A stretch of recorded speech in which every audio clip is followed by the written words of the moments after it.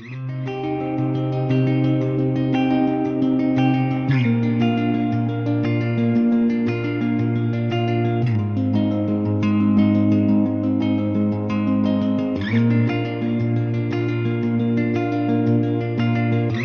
the northwestern edge of Aberdare Range, Table Mountain rises through dense forest, moorland, and clouds. Today we are climbing from Mikeu at 2,800 meters to its summit at 3,791 meters, gaining nearly a vertical kilometer.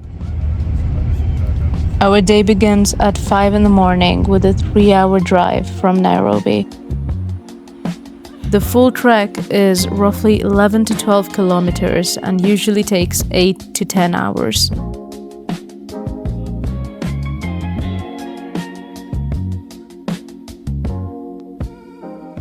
The first ascent is steep and relentless.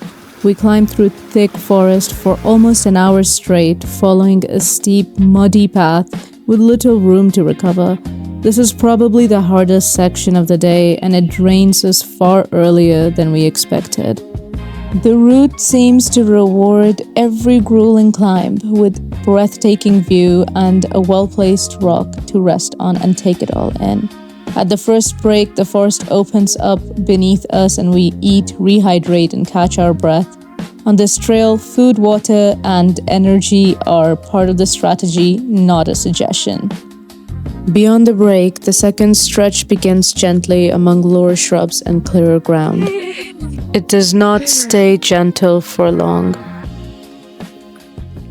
Okay, we're the first flat, I think. Guys, I'm dying. Soon, we're crossing streams and climbing through dense forest again. You're so dead.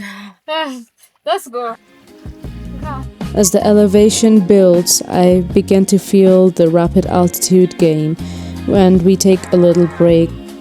So we're like 3 hours into the hike. Yeah, and it's 3.5k. It's cold. Altitude is hitting. I slow my pace and watch the symptoms, pretty much ready to descend back. Fortunately, they ease and I am able to continue. Two things are now clear. Table Mountain is not a beginner hike, and choosing one of the coldest and wettest seasons was a really bad idea. Why? Stop it. Anyway, in the moorland, drizzle has soaked the ground, turning every step into a careful jump between grass tussocks. Miss one, and the rest of the hike happens in wet shoes.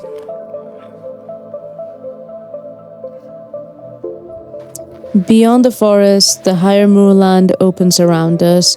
The trail is no longer hemmed in by trees and flows through the moorland grass and a cold veil of mist. The world here felt wider than ever.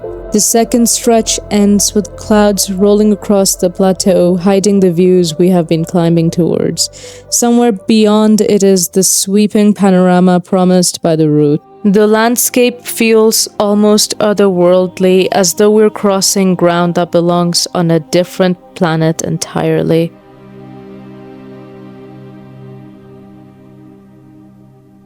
The moorland has its own severe beauty, strange, quiet, and stripped of scale.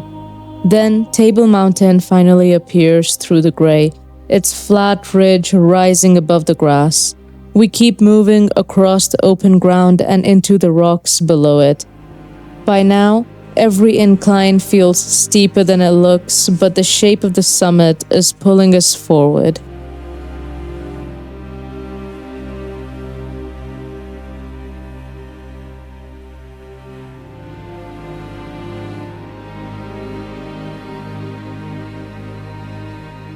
Almost 5 hours after setting out, we reached the summit at 3,791 meters. The view remains buried in cloud, but the feeling is unmistakable. Relief, pride, and the quiet satisfaction of having kept going.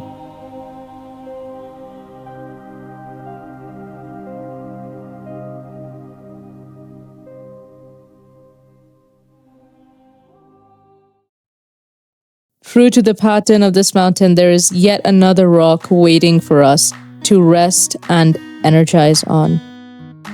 I like to carry hot water for a small summit coffee ritual, and let me tell you, instant coffee tastes heavenly on top of a mountain.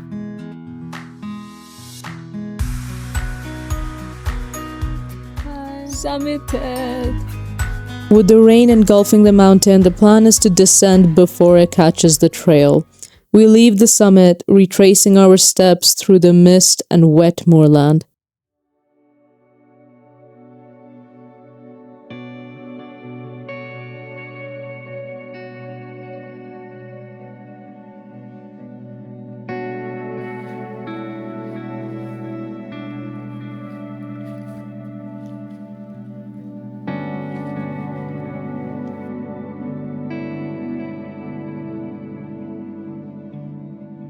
The summit disappears into the cloud as quickly as it had appeared.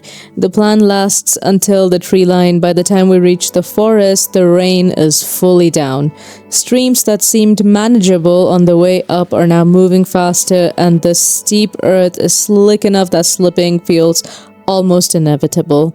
The forest has one last surprise for us. Rain brings up ants through the floor, and stepping on a mound without gaiters or tightly secured trousers is an experience best avoided, and we unfortunately learned this through experience.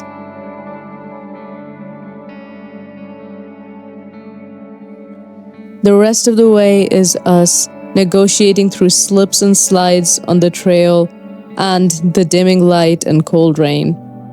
But Table Mountain makes its point. It truly is about the journey and not so much the destination.